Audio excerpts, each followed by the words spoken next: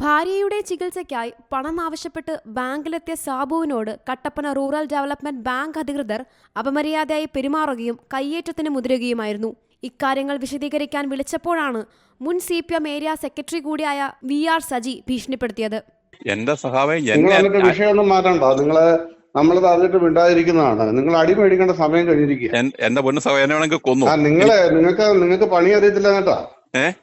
നിങ്ങൾക്ക് പണി അറിയത്തില്ല എന്നിട്ടാ. എനിക്ക് സത്യമായിട്ട് നിങ്ങളുടെ പണിയൊന്നും അറിയത്തില്ല. സത്യമായിട്ട് പണി മനസ്സിലാക്കി തരാം. എനിക്ക് സത്യമായിട്ട് നിങ്ങളുടെ പരിപാടി മനസ്സിലാക്കി തരാം. സംഭവത്തിലുണ്ടായ മാനഹാനിയെ തുടർന്ന് വെള്ളിയാഴ്ച രാവിലെയാണ് ബാങ്കിന്റെ മുൻപിൽ സാബു മരിക്കുന്നത്.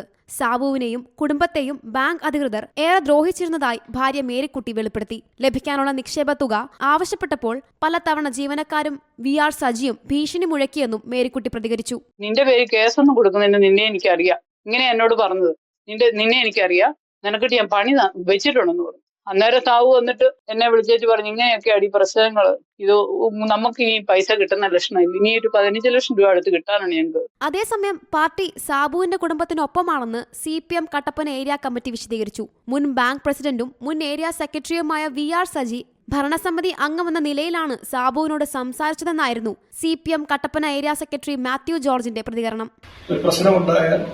ഭരണസമിതി മാനേജ്മെന്റ് എന്നുള്ള നിലയിൽ അതിന്റെ ഭരണസമിതി അംഗങ്ങൾ ഇടപെടുകയോ അഭിപ്രായം പറയുകയോ ചെയ്യുക എന്നുള്ളത് സ്വാഭാവികമാണ്. നമ്മുടെ നാട്ടിലെല്ലാം നടക്കുന്ന ഒരു കാര്യമാണ്. അതിലപ്പുറമുള്ള ഒരു ഗൗരവമുള്ള ഒരു വിഷയമായി നമ്മളത് കാണേണ്ടതില്ല എന്നുള്ള അഭിപ്രായമാണ് പിന്നെ ഞങ്ങൾക്ക് അത് സംബന്ധിച്ച് ഉള്ളത്. സംഭവത്തിൽ പോലീസ് അന്വേഷണം പുരോഗമിക്കുകയാണ്. ബാങ്കിലെ CCTV ദൃശ്യങ്ങൾ അടക്കം ശേഖരിച്ചാണ് അന്വേഷണം.